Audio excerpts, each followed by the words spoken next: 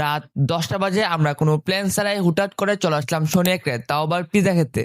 আসলে আমরা বাসায় ছিলাম। ফারাজ আমাদেরকে কল দিয়ে বলে যে কি অয় নাকি আমাদেরকে মেডিকেল থেকে ট্রিট দিবে। পরে আমরা মেডিকেলের সামনে এসে দেখি যে কি অয় নাকি আমাদেরকে শনি একটা নিয়ে যাবে। তো যেই কথা সেই কাজ, আমরা একটা রিক্সা করে শনি একটায় চলে আসলাম। শনি একটায় এসে আমরা খুঁজতেছি কি খাওয়া যায়। কিছু দূর সামনে যাওয়ার পর আমাদের সামনে পড়লো ডোমিনোস।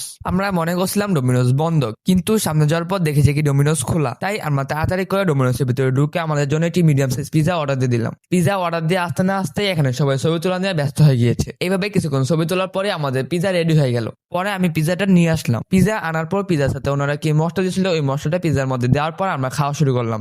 আর ভাই পিজার টেস্ট এবারে কি বলবো, ডোমিনোসের পিজা মজা তো হবেই। পিজা খাওয়া শেষ করে আমরা আমাদের বেসিন থেকে হাত ধুয়ে নিলাম। হাত ধোয়া শেষ করে আমরা ডোমিনোস থেকে বের হয়ে আমরা আমাদের মজোটা খাওয়া শুরু করলাম। ও আপনাদেরকে বলাই হয়নি, আমরা এই মজোটা মেডিকেল থেকে নিয়ে আসছিলাম। আর এই মজোটা ডোমিনোস থেকে বের হয়ে খাওয়ার কারণ ডোমিনোসের ভিতরে আউটসাইড ফুড এলাও না। তো যাই হোক, আমরা মজা খাওয়া শেষ করে বাসে চলে যাই। আর আপনাদের যদি ভিডিওটি ভালো লাগে, ভিডিওতে লাইক, কমেন্ট, শেয়ার এবং সাবস্ক্রাইব করে আমাদের পাশে থাকেন। বাই।